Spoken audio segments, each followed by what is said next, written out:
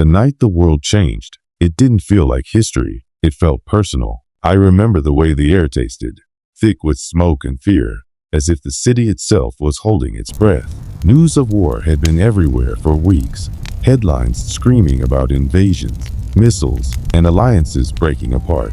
But nothing on a screen prepares you for the moment the sky goes black and your phone buzzes with that emergency alert. Take shelter. This is not a drill. My hands shook as I locked every window, every door, my mind racing with images of tanks rolling through the streets and soldiers in gas masks. My little brother, Sami, sat on the floor, clutching his backpack, eyes wide and silent. "Is it really happening?" he asked, voice barely a whisper. I wanted to say no, but the distant rumble outside said otherwise. Then, just as I reached for the flashlight, the power died.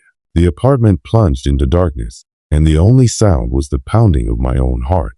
For a moment, I thought we were alone. But then, from somewhere in the building, came a sound I'll never forget. A slow, dragging scrape, like something heavy being pulled across the floor. I froze, every instinct screaming at me to stay quiet. Sammy's hand found mine in the dark, his grip so tight it hurt.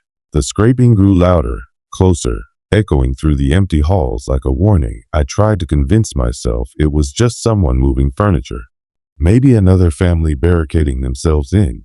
But deep down I knew better. The war outside was terrifying. But this was different. This was personal, targeted, as if whatever was out there already knew our names. I pressed my ear to the door, barely breathing, and heard a voice, low, guttural, speaking in a language I didn't recognize. It wasn't the voice of a soldier, it was something else. Something that didn't belong in our world. Sami whimpered, and I squeezed his hand, signaling him to stay silent. The voice faded, replaced by a series of slow, deliberate knocks on the door. 3 knocks, then silence. I counted to 10, then 20. But nothing happened. My mind raced with questions. Was it a warning, a threat, or a test? Suddenly, my phone vibrated in my pocket, the emergency alert flashing again. But this time the message was different. "Do not open your door, they are not human." My breath caught in my throat as I stared at the glowing screen, the words burning into my mind. "Do not open your door. They are not human." I wanted to believe it was a glitch, some panicked government worker sending out a mistake, but the timing was too perfect. Sammy's eyes met mine, wide and terrified, and I knew he'd seen the message too. We backed away from the door, moving as quietly as possible, every floorboard creak sounding like a gunshot in the silence outside.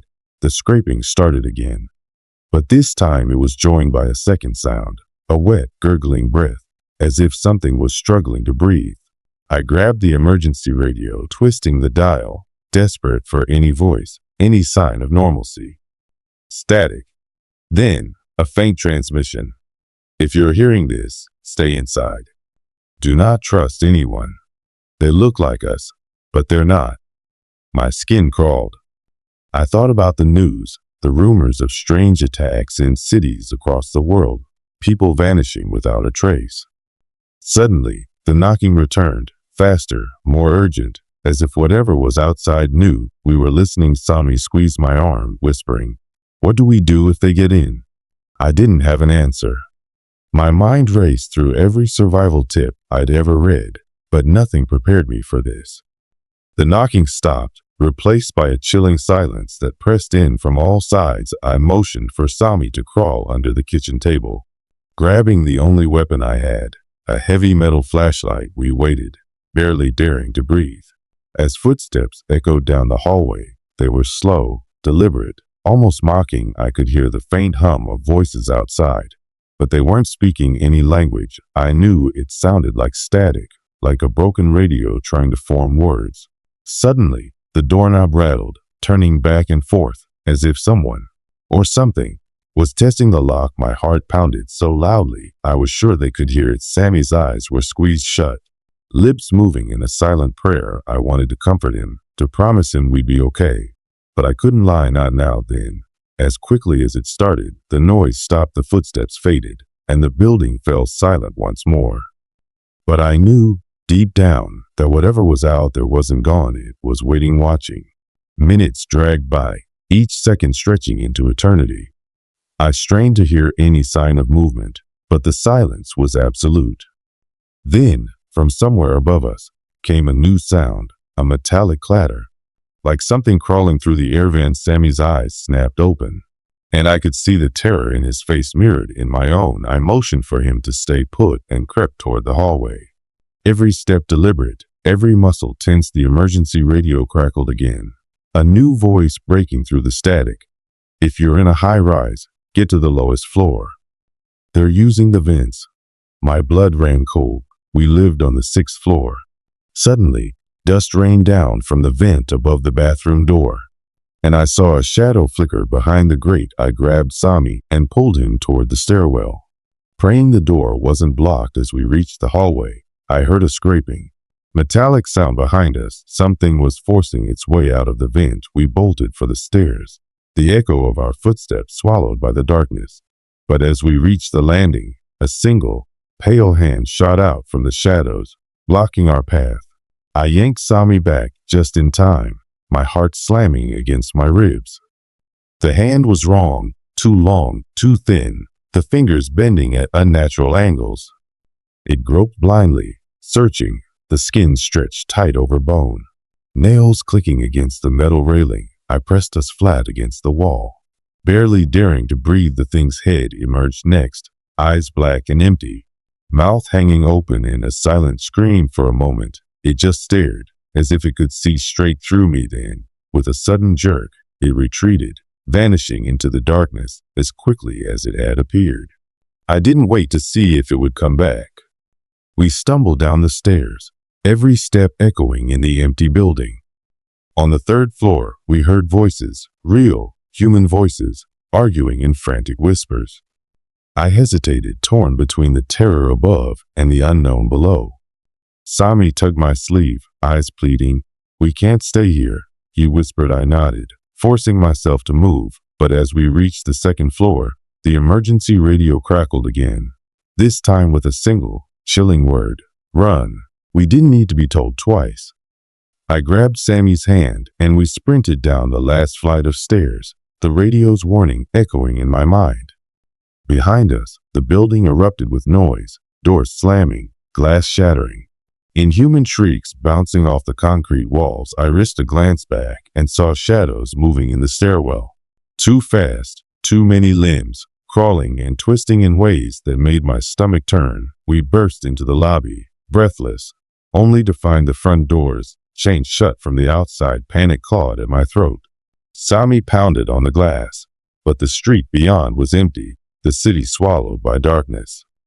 Suddenly, a face appeared on the other side of the door, a woman, eyes wide with terror, mouthing words we couldn't hear. She pointed frantically behind us. I spun around just as the lobby lights flickered, revealing a dozen figures slithering down the walls and across the ceiling, their eyes fixed on us. I fumbled for the emergency exit, praying it wasn't locked. The woman outside screamed, and the creatures lunged, their bodies stretching and contorting as they closed in. My fingers finally found the emergency bar, and with a desperate shove, the door burst open.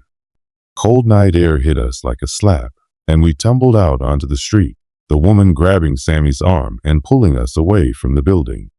Behind us, the creatures slammed against the glass, their faces pressed flat, mouths gaping in silent rage. The woman didn't stop running, and neither did we. The city was unrecognizable, cars abandoned, streetlights flickering, distant fires casting an orange glow across the sky. Sirens wailed somewhere far off, but there were no people, just the echo of chaos. "This way," the woman hissed, leading us down an alley choked with trash and shadows.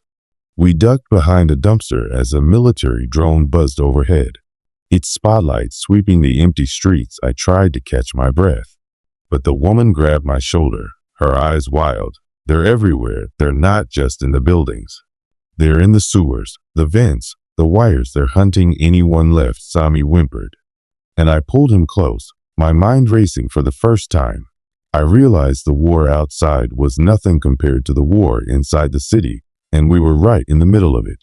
We huddled in the darkness, the city groaning and shifting around us, every shadow alive with threat. The woman pressed a battered map into my hand, her voice trembling. There's a safe zone, old subway tunnels, west side.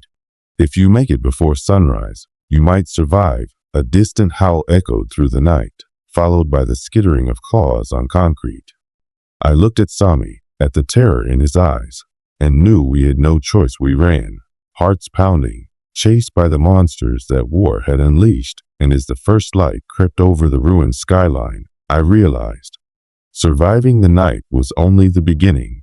If you're still listening, remember, sometimes the real horror isn't what's outside, but what's waiting in the dark when the world falls apart. Subscribe for more stories from the edge of the end. Stay alert, stay alive, and never, ever open the door